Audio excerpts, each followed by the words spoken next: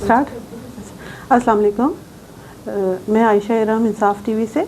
آج ہم سینیٹر خرم ذیشان کی طرف آئے ہوئے ہیں اور کافی ٹائم سے ان سے بات چیت کرنا چاہ رہے تھے. آج موقع مل گیا ہے تو ہم نے کہا ان سے ان کے حال احوال بھی پوچھیں اور موجودہ سیاسی حالات پہ بھی ان سے گفتگو کریں گے. السلام علیکم سر. وعلیکم السلام. بہت شکریہ. کیسے ہیں سر آپ؟ الحمدللہ. اور آپ سے معذرت, آپ کو کافی انتظار کرنا پڑا, لیکن آج موقع ہے, آپ پوچھیں. نہیں کوئی بات نہیں سر, معذرت کی کیا بات ہے, سبھی مصروف ہوتے ہیں, کہیں نہ کہیں کمٹمنٹ ہوتی ہے اور دیر سویر ہوئی جاتی ہے ان کاموں میں. جی. بس سب سے پہلے تو یہ بتائیے کہ آپ نے پی ٹی آئی کب جوائن کی؟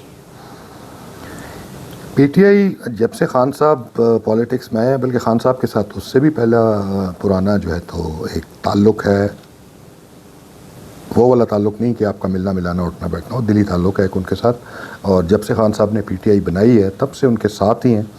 لیکن ظاہر ہے ہم جس طبقے سے تعلق رکھتا ہے, ہمیں کام بھی کرنا پڑتا ہے, تو نوکری وغیرہ میں تھے 2012-13 سے پھر کانسٹنٹلی پی ٹی آئی کے ساتھ. لیکن ہم وہ لوگ نہیں ہیں جو وہ کنٹینرز پہ اور جلسوں وغیرہ میں اور فیتے کاٹنے وہ والے لوگ نہیں ہیں. جب بھی احتجاج ہوا یا پارٹی کے عہدے میرے پاس مختلف رہے ہیں کافی عرصے سے, تو ہے چل رہا ہے یہ سفر کافی عرصے سے. تو کس کس عہدے پہ آپ نے کام کیا ہے؟ میں ریجن کے لیول پہ رہا ہوں, صوبے کے لیول پہ رہا ہوں, اس کے علاوہ پی ٹی آئی کا الیکشن کمیشن اس میں رہ چکا ہوں, تو کافی چیزیں. اوکے. اچھا, اس کا مطلب یہ ہے کہ آپ پی ٹی آئی کو بڑی گہرائی سے جانتے ہیں اور بڑی گہری نظر رکھتے ہیں. تو آپ کچھ اس پہ بتائیں گے کہ پی ٹی آئی میں اس وقت جو لوگ ہیں اس میں کتنے لوگ ہیں جو نظریاتی لوگ ہیں؟ پہلی تو میں آپ کی پہلے جملے کی تھوڑی سی تصحیح کر دوں کہ میں پی ٹی آئی کو نہیں جانتا, میں صرف عمران خان کو جانتا ہوں. اور دوسرا جو آپ نے یہ بات کہی ہے کہ کتنے لوگ ہیں جو نظریے پہ قائم ہیں, دیکھیں ہم لوگ ویسے ہی کنٹروورسیز کا شکار رہتے ہیں, پارٹی کے اندر بھی پارٹی کے باہر بھی. تو میں یہ تو نہیں کہوں گا, کسی کی نیت پہ میں شک نہیں کروں گا, کرنا بھی نہیں چاہیے. جو لوگ کرتے ہیں وہ غلط کرتے ہیں. لیکن دیکھیں ہم لوگوں کی نیتیں نہیں جان سکتے, لیکن آپ کے اعمال جو ہیں وہ آپ کی نیت کو ظاہر کر دیتے ہیں. ٹھیک ہے, تو وہ آپ کے سامنے ہیں, کون کیا کر رہا ہے یہ سب آپ کے سامنے ہے. تو مجھے میں کسی کو غدار یا کمپرومائز نہیں کہتا ہوں, لیکن ساتھ ہی میں یہ کہنا بہت ضروری سمجھتا ہوں کہ مجھے خان صاحب کی اسپرٹ, خان صاحب کا بیانیہ, ان کا نظریہ, اس کا 1% بھی اب اس پارٹی کے اندر نظر نہیں آتا, جو بہت تکلیف تھے ہمارے لیے. دیکھیے ہر پارٹی میں جو ہے, باقی جو ہمارے ملک کی سیاسی پارٹیز ہیں وہ تو خاندانی ہیں نا, موروثی چل رہی ہیں, لیکن ایک جانشین ہوتا ہے ہر پارٹی کا. جس طرح پی ٹی آئی کا اسٹانس ہے کہ یہ عوامی پارٹی ہے, تو آپ کو کیا لگتا ہے کہ اس کا جانشین آگے جا کر کون بن سکتا ہے؟ یہ جانشینی والی جو بحث ہے نا, اس بحث کو جڑ سے اکھاڑ کے ہمیں پھینک دینا چاہیے, سائڈ پر ختم کر دینا چاہیے. اسی وجہ سے بہت سارے پارٹی میں معاملات بگڑتے بھی ہیں. کچھ لوگ سیلف پروکلیم اپنے آپ کو جانشین سمجھنا شروع کر دیتے ہیں. یہ بہت غلط بات ہے. خان صاحب الحمدللہ بے شک جیل میں ہیں, لیکن الحمدللہ وہ حیات ہیں, اور ہماری دعا ہے, ہماری خواہش ہے کہ اللہ تعالیٰ انہیں اتنی لمبی زندگی دے, جس میں اتنی برکت ڈالے اللہ, کہ وہ اس ملک کو جو لوگوں کی توقعات ہے ان کے مطابق اس کو صحیح ڈگر پہ بھی ڈالیں, اور پاکستان کو اس راستے پہ ڈالیں جو خواب علامہ اقبال نے, قائد اعظم نے دیکھا تھا, جس کا خان صاحب کا خواب ہے کہ اس کو ایک جدید اسلامی فلاحی ریاست مدینہ کے سنہری اصولوں پہ اس پہ ڈالیں. تو یہ باتیں, مطلب یہ تو بڑی مجھے معیوب بات لگتی ہے کہ آپ کے والد حیات ہوں اور آپ بیٹھ کر ان کی میراث کے بارے میں سوچنا شروع کر دیں. کہ تو میرے لیے یہ بات بڑی تکلیف دہ ہے, میں سوچ بھی نہیں سکتا یہ بات. لیکن ہمارے ملک کا جو, یا ہماری جو خطہ ہے, اس کا کلچر اسی طرح کا ہے نا, جس کی کمی میں محسوس کرتا ہوں, جس کی کمی یقیناً آپ بھی محسوس کرتے ہوں گے, آپ نے پی ٹی آئی کو آبزرو کیا. خان صاحب کی ایک خواہش تھی ہمیشہ سے کہ پی ٹی آئی کو ایک میرٹ بیسڈ انسٹیٹیوشن بنایا جائے, ایک ادارہ بنایا جائے. تو خان صاحب کہ اگر صحیح وارث کوئی ہیں, بڑے لوگ آ کے یہاں پہ کلیم کرتے ہیں کہ ہم سٹیک ہولڈرز ہیں, ہم یہ ہیں وہ ہیں. نہیں, ایک خان صاحب ہیں جو اس پارٹی کے سٹیک ہولڈر ہیں, اور ایک ان کے وہ ورکرز ہیں جو ان کے لیے اپنی جانیں دینے کے لیے تیار رہتے ہیں. ٹھیک ہے. اس کے بعد پارٹی کو ایک انسٹیٹیوشن بنانا، یہ خان صاحب کا میرے خیال میں تو خان صاحب انشاءاللہ جب بھی جیل سے باہر آتے ہیں اور جلد آئیں گے انشاءاللہ، جب بھی جیل سے باہر آتے ہیں، بجائے اس کے کہ ہم جنرل الیکشنز کی ڈیمانڈ کریں، ہمارا سب سے پہلا جو بندہ پی ٹی آئی کے ساتھ خان صاحب کے ساتھ مخلص ہے، اس کا پہلا تقاضا یہ ہوگا کہ پارٹی کو ٹھیک کریں، اپنی پارٹی کے اندر میرٹ لے کر آئیں، یہاں پر اس کو وہ انسٹیٹیوشن بنائیں جو ہر انسان فانی ہے، ہر انسان نے، پیغمبر بھی چلے گئے، اولیاء بھی چلے گئے، میں نے بھی جانا ہے، سب نے جانا ہے، کسی کو جانے کا وقت نہیں پتہ، لیکن پیچھے آپ ایک ایسا انسٹیٹیوشن چھوڑ کے جائیں جو آپ کی پارٹی کی لیگیسی کو، اس کے نظریے کو لے کر چلے. تو وہ جب تک آپ اس انسٹیٹیوشن نہیں بنائیں گے وہ چیز نہیں ہو سکتی، تو وہ بڑا ضروری ہے. اچھا، تو آپ کو کیا لگتا ہے کہ یہ عمل پیرا ہو پائے گا؟ کیونکہ کیا ہم روایتی سیاست سے نکل پائیں گے پاکستانی؟ ضرور نکلیں گے. خان صاحب نے آج تک روایتی سیاست تو کی ہی نہیں ہے. خان صاحب اس سسٹم کا حصہ نہیں تھے، آج اسی لیے پورا سسٹم ان کے خلاف ہے، ان کو باہر نکالا ہوا ہے، ان کو سسٹم سے باہر کر کے جیل میں ڈالا ہوا ہے. تو وہ خان صاحب روایتی، اور خان صاحب روایتی کیا، وہ سیاستدان ہی نہیں ہے. خان صاحب از اے لیڈر جو صدیوں میں پیدا ہوتے ہیں. ٹھیک ہے.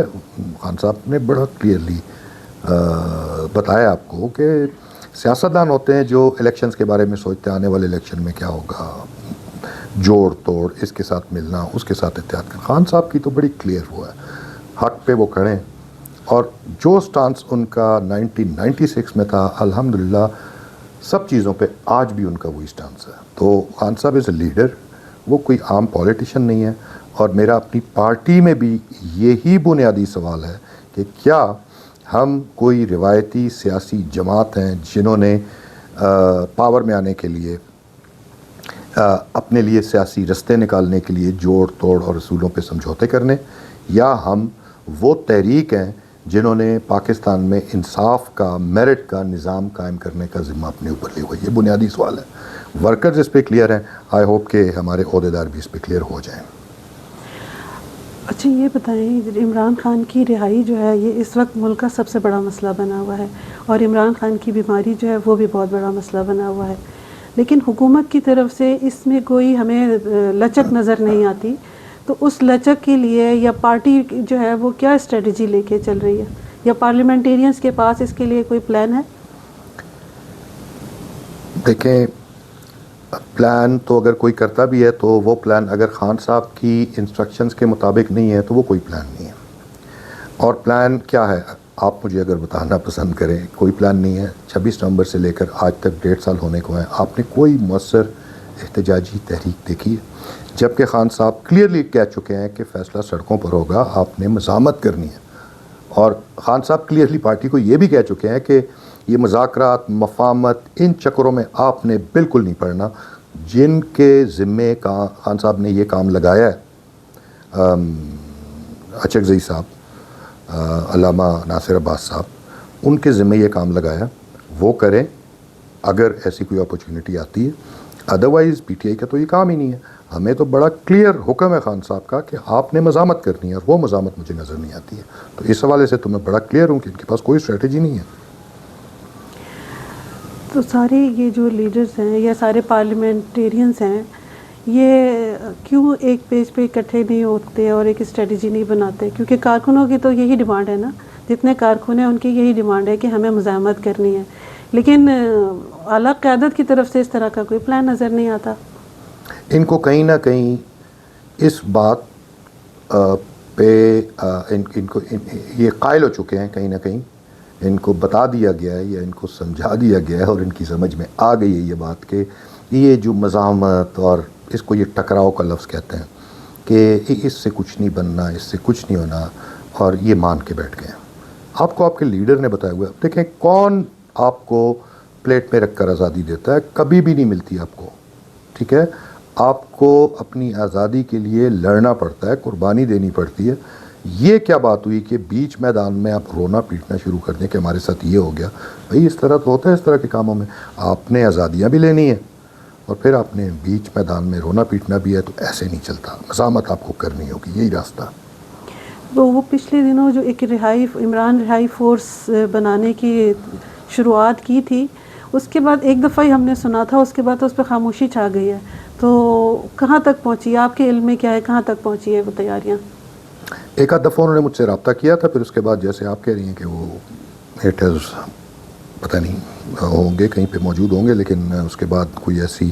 اور دیکھیں سچی بات یہ ہے، جب پہلے بھی صوبے میں ہمارے روڈز بند ہوئے تھے تو لوگوں نے یہ نہیں کیا تھا کہ کسی کو کہا کہ آپ نکلیں، آپ لیڈ کریں، آپ یہ کریں.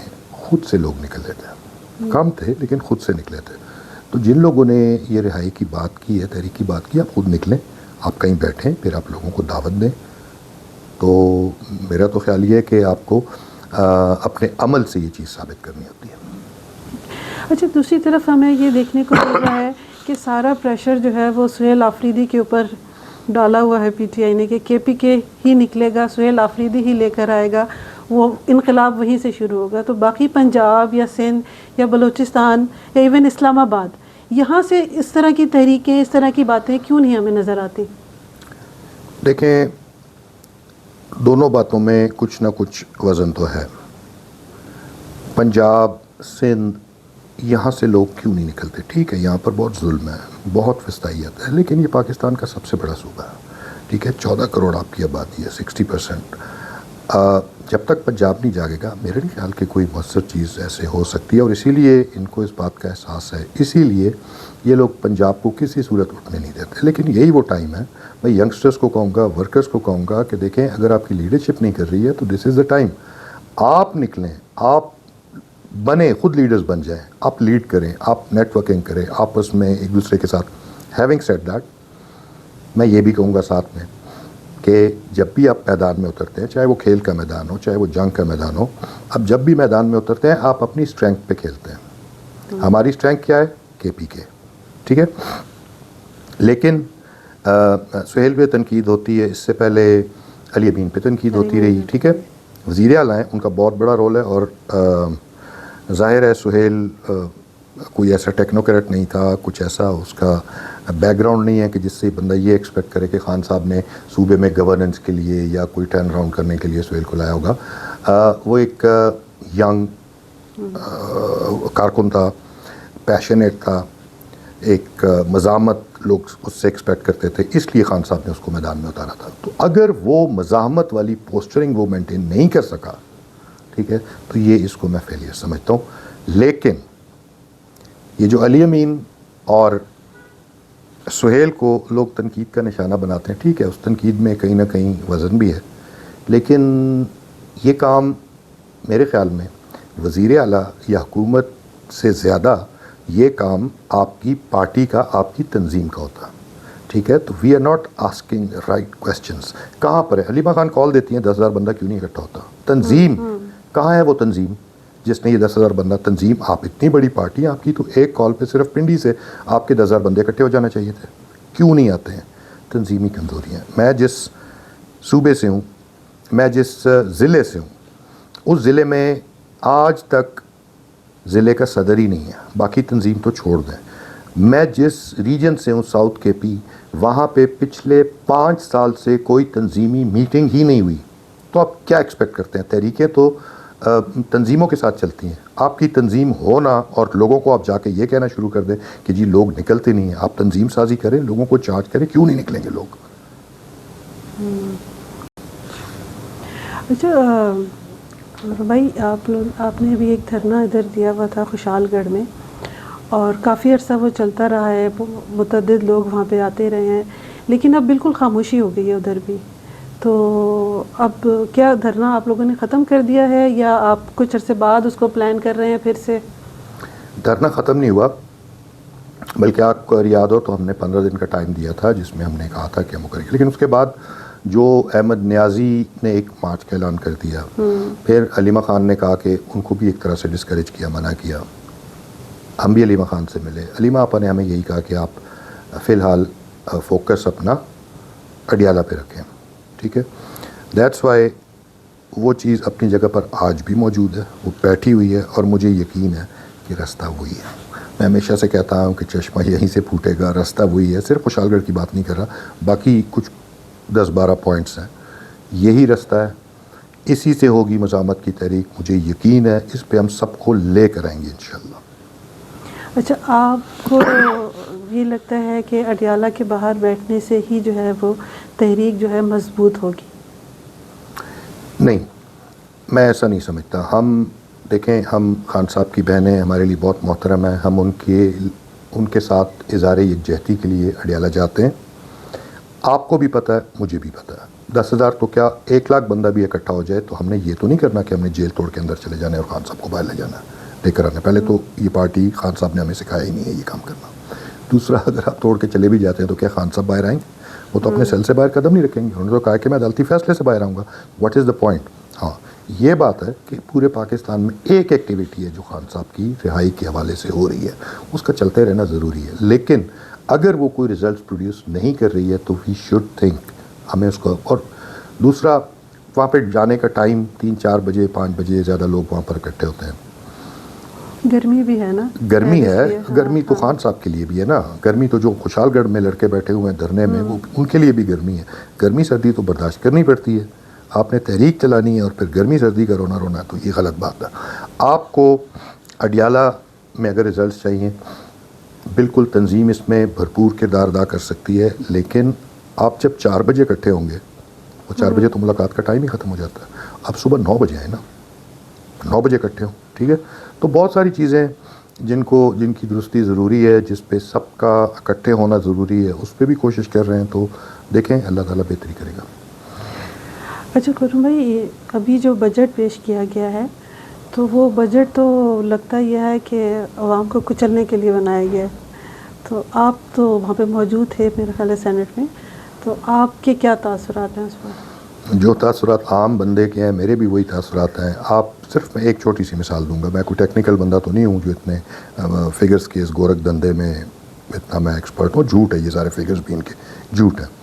سب سے بڑی مثال یہ ہے کہ آپ کے وزیر اعظم جب آپ کو یہ کہیں کہ 8,500 کمانے والا بندہ وہ پاورٹی لائن کے نیچے نہیں, اس کے اوپر ہے, تو آپ اندازہ کریں اس ایک 8,500 کمانے والے بندے کے اگر 4 ڈیپینڈنٹس ہوں, 5 لوگ ہو گئے, تو 5 سے ڈیوائڈ کریں آپ 8,500 کو, اور دن کا حساب لگائیں کتنے پیسے بنتے ہیں. تو کیا اس میں سروائیول ممکن ہے؟ اور آپ ان کو غریبوں میں بھی شامل نہیں کر رہے ہیں, ٹھیک ہے. تو یہ اپنے آپ کو دھوکہ دینا, جھوٹ. اور سچی بات یہ ہے کہ نہ آپ کی معاشی پالیسی آزاد ہے, آپ خود سے اپنا بجٹ نہیں بنا سکتے, ٹھیک ہے. آپ کو IMF کچھ اہداف دیتا ہے اور ان پہ آپ بیٹھ کر غریبوں کی چمڑی اتارتے جاتے ہیں, اپنے طبقے کو آپ کچھ نہیں. 85,000 پاکستان میں یہ جو پروٹوکول کی گاڑی ہے نا, ان کا فلیٹ ہے. ہم آسٹیرٹی کی بات کرتے ہیں, یہ غریب ملک ہے. غریب ملک ایسے ہوتے ہیں. تو یہ جھوٹ ہے. ایک بندہ آیا تھا جو پاکستان کی عوام کا, غریب کا سچا خیر خواہ تھا, ٹھیک ہے. اس نے کوئی اتنی زیادہ نہیں چینج, ٹائم بہت کم تھا, خان صاحب کی میں بات کر رہا ہوں, لیکن کم از کم اس نے اپنی پرائورٹیز تو بتا دی تھیں. وہ مزدور کے لیے جو مسافر کہیں پہ, اس کے لیے پناہ گاہ, عزت سے ان کے رہنے کا, ان کو عزت دینا. تو صحت کارڈ, اس طرح احساس پروگرام, بہت ساری ایسی چیزیں.